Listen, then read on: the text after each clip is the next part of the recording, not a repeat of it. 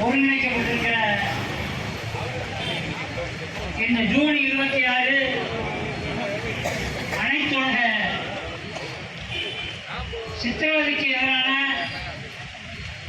ஐநா ஆதரவு நாளை ஒட்டி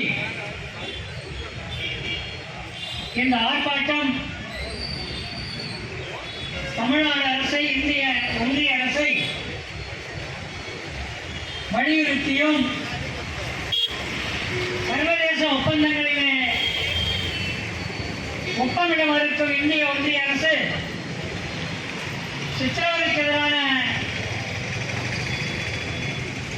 உடன்படிக்கைகளிலே ஒப்பமிட வேண்டும். காவல்துறையை பாதுகாப்பு படைகளை முழுக்க ஒரு வன்முறை நிறுவனமாக அப்பாவி உழைக்கு மக்கள் மீதும்